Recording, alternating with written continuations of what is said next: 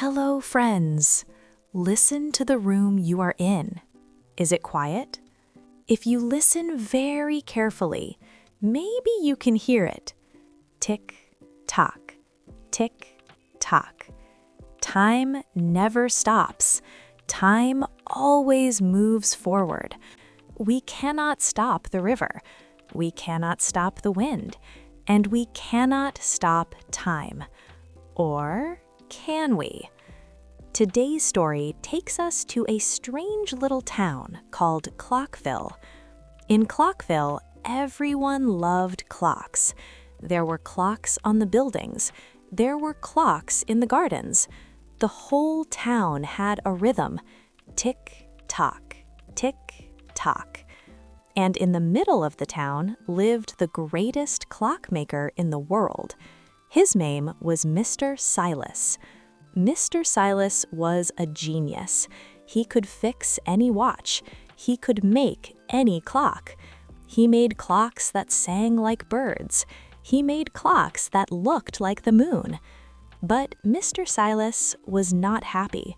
He was the saddest man in the village. Why? Because he missed his wife, Elena. Elena died many years ago. Mr. Silas was alone in his shop, surrounded by 1,000 ticking clocks. He hated the sound. Tick-tock. Every tick meant one more second without her. Every tock meant he was getting older. Mr. Silas had one dream, a crazy dream.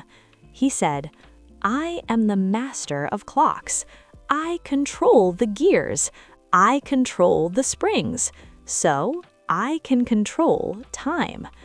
He wanted to build a special machine, a machine to stop time.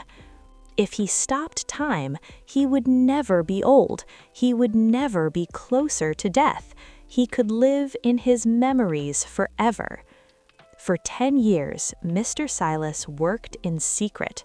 He locked his door. He closed his windows. The people in the village asked, "Where is Mr. Silas? Is he okay?" But he never answered. He was building the Golden Watch.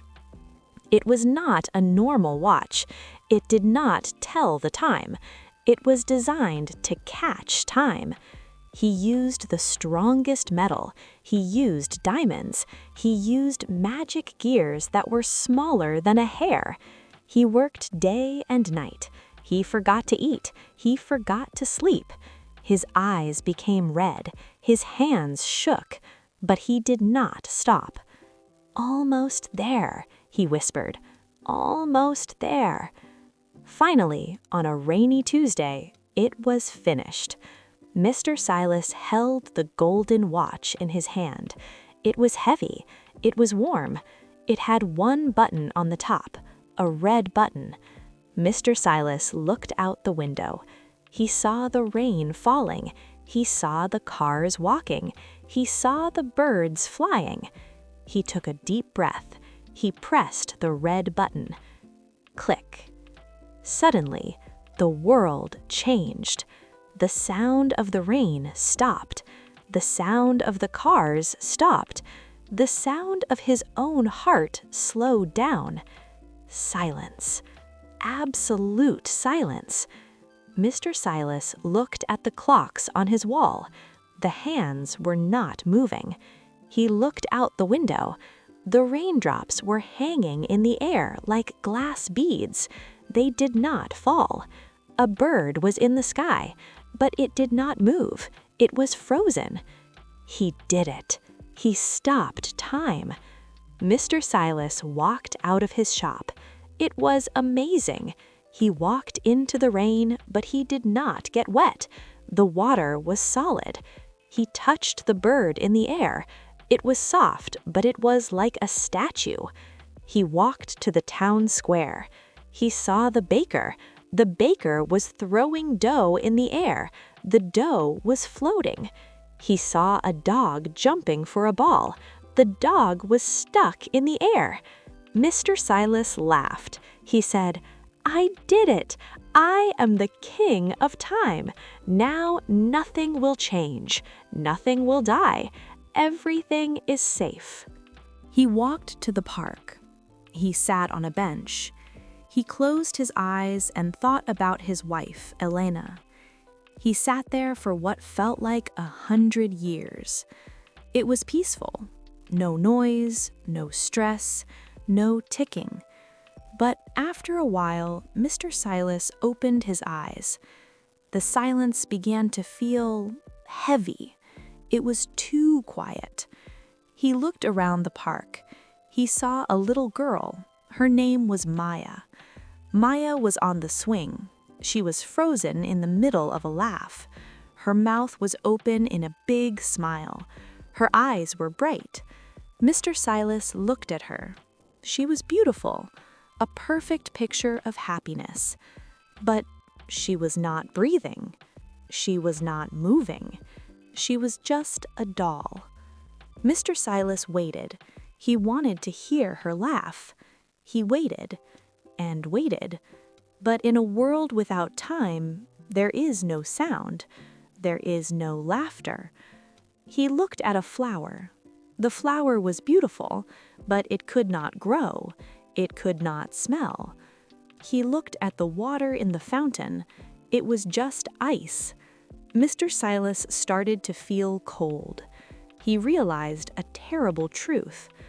If time stops, he thought, life stops. He wanted to save the moment, but instead he killed the moment. This was not peace. This was a painting, and paintings are not alive. Mr. Silas looked at the frozen little girl again. He missed the noise. He missed the barking dog. He even missed the rain. He looked at the golden watch in his hand. He knew what he had to do, but he was afraid. "If I start time again," he said, "the moment will pass. The girl will grow up. The flower will die. And I will get older." He looked at the sky. He imagined his wife Elena. He heard her voice in his head. "Silas," she said, "life is beautiful because it ends. You cannot have a beginning without an end." Mr. Silas began to cry. His tears floated in the air. They did not fall. He walked over to the little girl. He kissed her on the forehead. "Live," he whispered. "Grow up.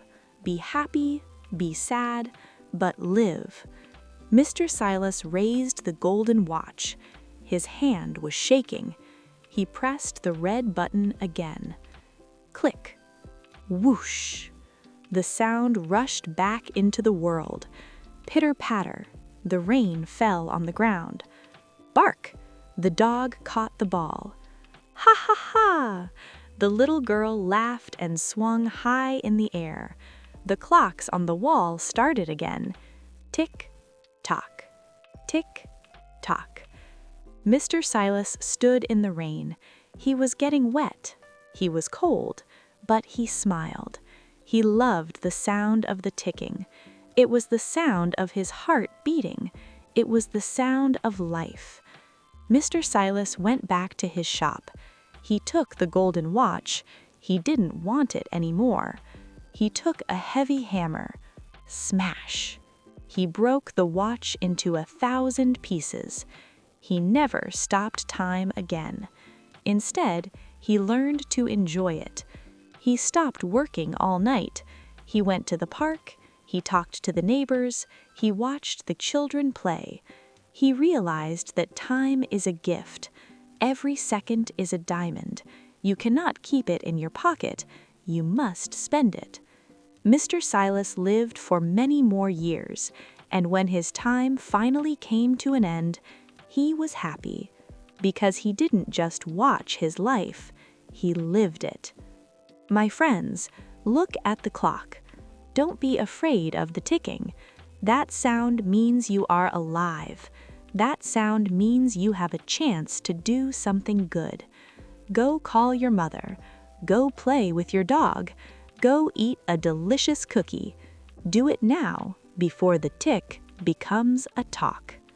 Thank you for listening to the story of the man who stopped time. I will see you in the future.